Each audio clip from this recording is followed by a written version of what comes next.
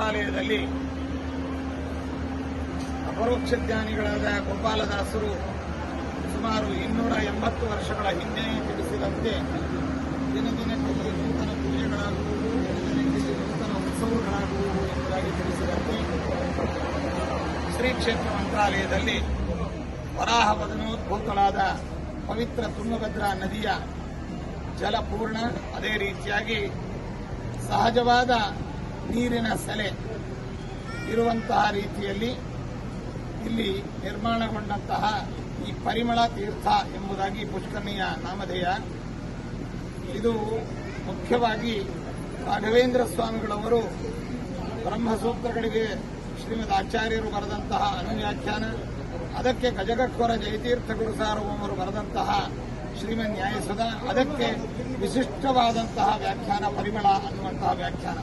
ಅಂತಹ ಪರಿಮಳದ ವ್ಯಾಖ್ಯಾನವನ್ನು ರಚನೆ ಮಾಡಿದ ಹಿನ್ನೆಲೆಯಲ್ಲಿ ಪರಿಮಳಾಚಾರ್ಯರು ಎಂಬುದಾಗಿ ಗುರು ಸಾರ್ವಭೌಮರು ವಿದ್ವನ್ ಮಾನಸ ಮಂದಿರದಲ್ಲಿ ಪ್ರಸಿದ್ಧರಾಗಿದ್ದಾರೆ.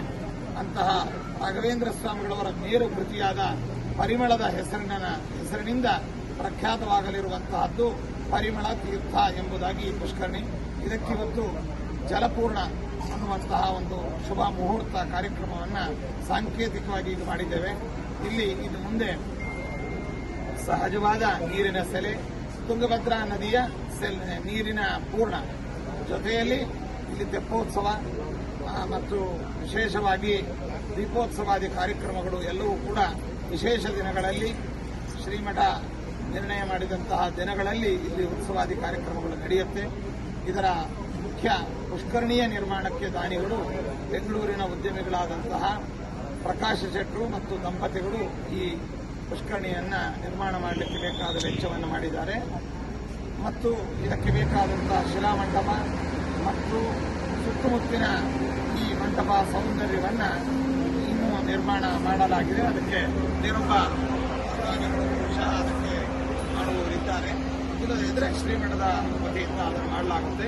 ಇಂತಹ ಪುಷ್ಕರಣಿಗೆ ಇವತ್ತು ಗಂಗಾದಿ ಸಕಲ ತೀರ್ಥಗಳನ್ನು ಆವಾಹನ ಮಾಡಿ, ಪ್ರಾರ್ಥನೆ ಮಾಡಿ, ಪೂಜೆ ಮಾಡಿ ಇಲ್ಲಿ ನೀರಿನ ಪೂರ್ಣ ಅನ್ನುವಂಥದ್ದು ಮಾಡ್ತಾ ಇದ್ದೇವೆ.